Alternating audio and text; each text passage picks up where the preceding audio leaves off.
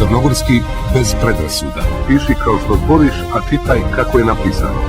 Crnogorski bez predrasuda. Sjedite i sjetite se. Smiri se, ne šerpaj. Crnogorski bez predrasuda. Sedmi padež, lokativ, ima prostorno značenje, to jest označava mjesto i vezan je za mirovanje, statičnost, nepokretnost. U standardnom crnogorskom jeziku lokativ se upotrebljava isključivo sa prijedlozima, a to su na, o, po, u i pri.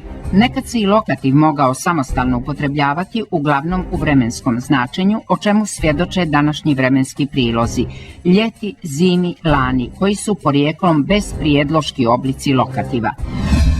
Prijedlog na sa lokativom označava mjesto predmeta u gornjem dijelu, na početku ili na kraju drugog predmeta, na primjer, na ruci mu je sat. Uz imenice koje označavaju uzvišenje, uzdignut položaj i sl.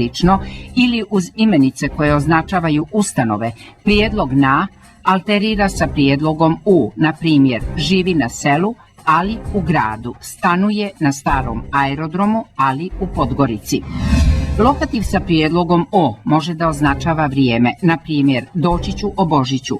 Upotrebljava se i u uzročnom značenju tipa ne brini o mojim postupcima. Prijedlog o sa lokativom rijetko se upotrebljava u prostornom značenju, kao na primjer o vratu joj visi niska dukata. Lokativ sa prijedlogom po ima prvenstveno prostorno značenje. Na primjer, igračke su razbacane po podu. Šetamo po gradu. Može da označava i vrijeme. Na primjer, po dolasku smo sve sredili. Često označava i način, kao na primjer, sve ide po planu.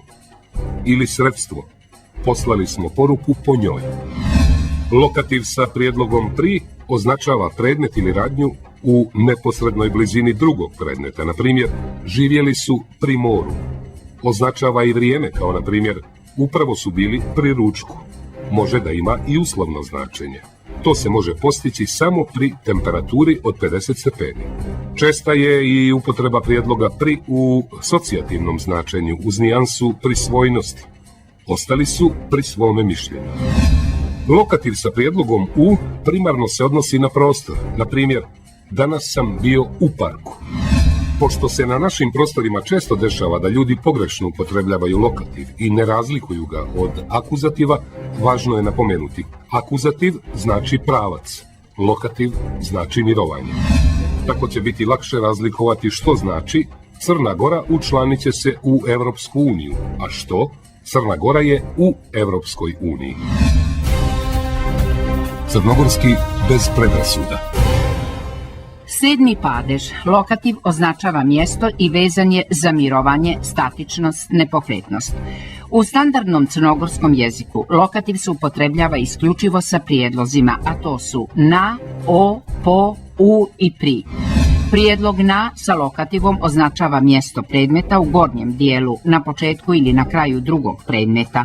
Na primjer, na ruci mu je sat, na sceni nema nikoga, kuća mu je na početku sela. Lokativ sa prijedlogom o može da označava vrijeme, na primjer, doći ću o Božiću. Upotrebljava se i u uzročnom značenju tipa ne brini o mojim postupcima. Prijedlog o sa lokativom rijetko se upotrebljava u prostornom značenju, kao na primjer o vratu joj visi niska dukata, nosio je pušku o ramenu, život mu je visio o koncu. Lokativ sa prijedlogom po ima prvenstveno prostorno značenje, na primjer, igračke su razbacane po podu, šetamo po gradu, traži nešto po dvorištu, putuje po svijetu. Može da označava i vrijeme, na primjer, po dolasku smo sve sredili. Često označava i način, kao na primjer, sve ide po planu, postupili su po zakonu, ni po babu, ni po stričevima. Ili sredstvo, poslali smo poruku po njoj. Lokativ sa prijedlogom pri označava predmet ili radnju u neposrednoj blizini drugog predmeta. Na primjer, živjeli su pri moru, nalazili su se pri vrhu brda, bili su pri vratima. Označava i vrijeme, kao na primjer, upravo su bili pri ručku, poginuo je pri opsadi Skadra. Može da ima i uslovno značenje. To se može postići samo pri temperaturi od 50 stepeni. Česta je i upotreba prijedloga pri u socijativnom značenju uz nijansu prisvojnosti. Ostali su pri svome mišljenju. Nije pri zdravoj pameti, nije pri novcu. Lokativ sa prijedlogom u primarno se odnosi na prostor. Na primjer, danas je bio u parku. Crnogorski bez predrasuda. Kojim su jezikom drugog govoriti nego crnogorski? To je najljepši jezik na svijetu. Crnogorski jezik nego koji? A nećemo valjda sad izmisliti neki drugi jezik. To je uvijek tako bilo. Stručna i naučna verifikacija jezika zaokružila je veoma važan proces za državu Crnu Goru, kaže profesor Šerbo Rastoder. Ja načelno imam pozitivan stav prema samoj činjenici, samoj inicijativi da je taj posao koji je vrlo važan za Crnu Goru doveden do kraja. I u tom smislu činjenica da je jezik dobio verifikaciju stručnu i naučnu, a čitav proces čini zaokruženim i čini mi se da je sad vrijeme da se koristi ustavno pravo i da se taj jezik koristi kao službeni jezik. Crnogorski bez predrasuda. Uvijek sam govorila narodnim jezikom. Šekira, šedi i čamo crnogorski. Tako sam naučio. To valjda nije spor. Crnogorski bez predrasuda. Piši kao što zboriš, a čitaj kako je napisano. Crnogorski bez predrasuda. Sjedite i sjetite se. Smiri se, ne šerpaj. Crnogorski bez predrasuda.